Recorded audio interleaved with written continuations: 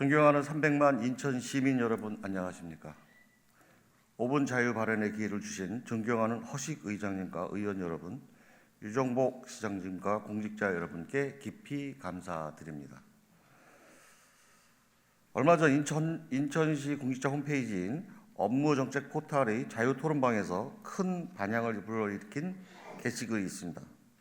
어느 민원인이 20여 건에 달하는 정보 공개를 청구하는 바람에 담당 직원이 며칠에 걸쳐 A4 용지 1000장이 넘는 분량의 답변서를 작성하느라 행정적 낭비는 물론 신체적, 정신적 어려움을 겪었다는 내용입니다.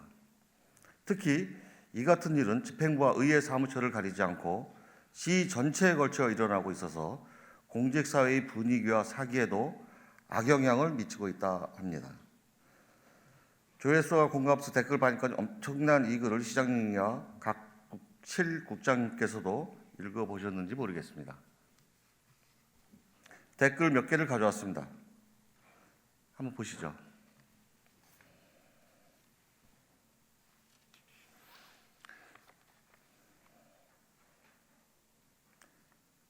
다들 아시다시피 정보공개 청구는 공공기관이 보유하고 관리하는 정보들을 국민께 공개하는 제도입니다.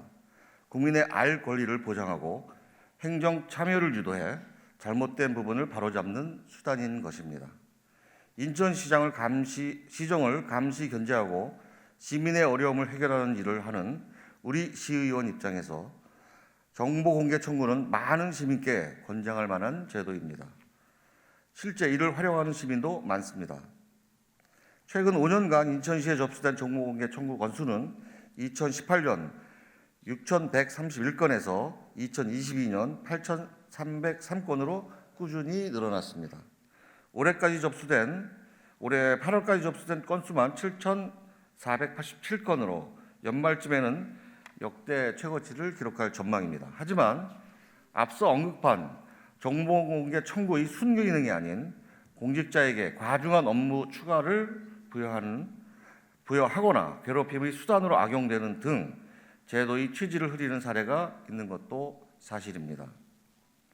이와 관련한 실태를 파악하기 위해 이야기를 나눠본 직원들은 오히려 본 의원이 오늘 발언을 하지 않기를 바랬습니다. 발언 이후 이어질 민원인의 보복성 정보공개 청구가 두렵다는 이유입니다. 정보공개 청구가 공무원을 핍박하고 힘들게 하는 도구로 쓰여서는 안 됩니다. 그런 일이 실제 일어나고 있음을 보여주는 대목입니다. 정보공개 청구를 통한 민원이 법적으로 문제가 없거나 아무리 좋은 의도라 해도 목적이 불분명하거나 청구 기간이 방대하거나 중복되거나 비슷한 내용을 쪼개거나 반복해서 요구하는 방식들은 옳지 않습니다. 그것은 오히려 공무원들을 위축시켜서 대국민 적극 행정을 저해하고 행정력을 집중할 수 없게 해서 결과적으로 다수의 시민을 불편하고 불행하게 만들 뿐입니다.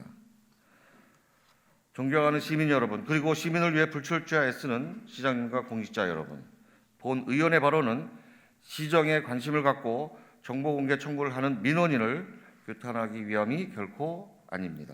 다만 정보공개 청구를 비롯한 민원 업무를 처리하는 직원들의 고단함과 부담감을 덜어줘야 한다는 말씀을 드리기 위한 것입니다.